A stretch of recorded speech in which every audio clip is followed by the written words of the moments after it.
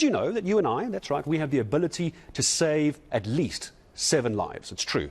And that is not just my opinion, that is actually from a group of medical students from Stellenbosch University. The Save 7 initiative shows that by donating kidneys, hearts and lungs after death, 7 people can be saved. Now they've turned to AI to try and get that message across. Yes, now I'm talking AI, you're going to shut down as I'm going to mention things like algorithms and all those very nerdy things, but I'm afraid that is the way of the future. Let's try and find out how this all works. I'm joined by John T. Wright, who's a third-year med student and president of the Save 7 initiative, and he makes time for us this morning. Also, Nazim Nagdi. I hope I got that right, Nazim. Good morning to both of you. And I want to get a sense, first of all, AI, why are we going this route? John T., let's start with you. Good morning.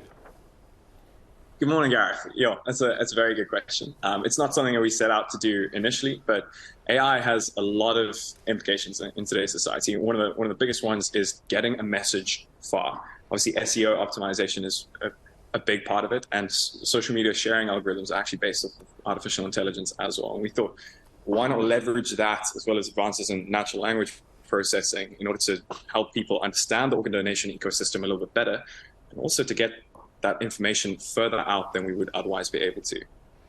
And Nazim, I mean, where did this idea come from, though? Talk to me about, I mean, Save 7, very, very clever, even for a hashtag.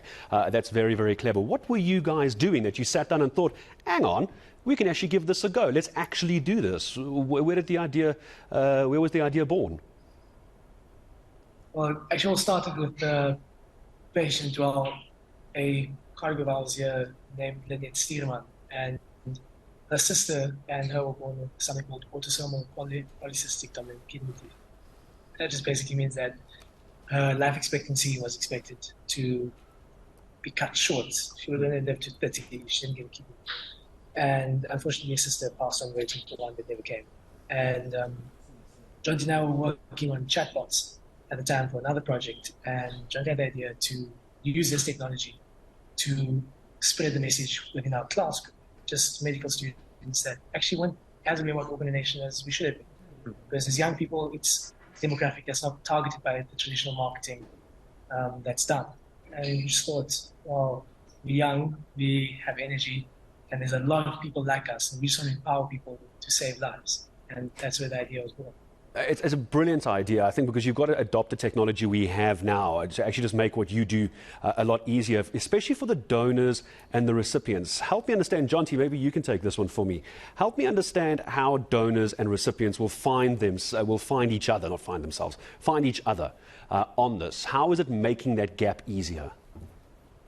Sure. I mean, fantastic question, Gareth. So Save 7 is doing a lot of things. So we've touched about how we're using artificial intelligence to raise awareness and to get people to sign up.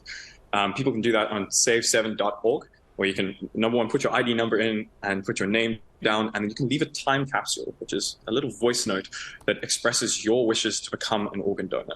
Now, the reason that that's important is because currently in South Africa, our legal mandate is that next of kin have to give consent for all posthumous donation. And what that means is that regardless of where your ID number is, on what database, your next of kin are going to be consulted if the opportunity ever comes up for you to donate your organs. Now, we've stored this time capsule along with the database that's hosted with the Organ Donor Foundation, which means that in the worst case scenario, transplant coordinators are going to have access to that as a testament to your wishes to want to become a donor, and can then play that for your next of kin, and they can then make the easiest decision of their lives to save another person, to save 7 other people, actually. Yeah, and Nazim, I want to ask you about that. How is it that it's possible to save 7 other people? I mean, it's not just a catchy byline and tagline, but help me understand how it is a case of 7 lives being saved in this. Just help me understand. No, that's a great question. There's 7 life-saving organs that you can donate, ranging from your lungs to your kidney to your small intestine, and there's actually more that you can save. You can change people's lives by donating your corneas, giving someone sight. You can help someone walk again through bone and tissue donations, and so you can actually save up to 52 people, or at least change the lives of 52 people. Just wasn't as catchy as Save 7 because of this. The main life-saving organs that you can donate.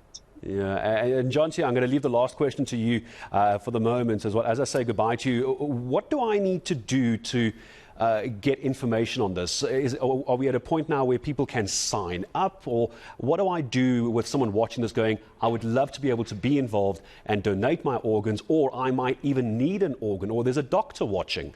Where do I send people to get involved and get info? Gareth, that's the easiest question. It's save7.org. So that's save and then the number 7.org. On that, they can find any and all information to do with what we've spoken about today. There's also an artificial intelligence chatbot, which functions a little bit like GPT, but it's an expert on organ donation in South Africa, so you can ask any questions there. And there's a 30-second sign-up form where you can put in your ID number and put your name, and you can leave that time capsule. And that's all you really need to do to save 7 lives.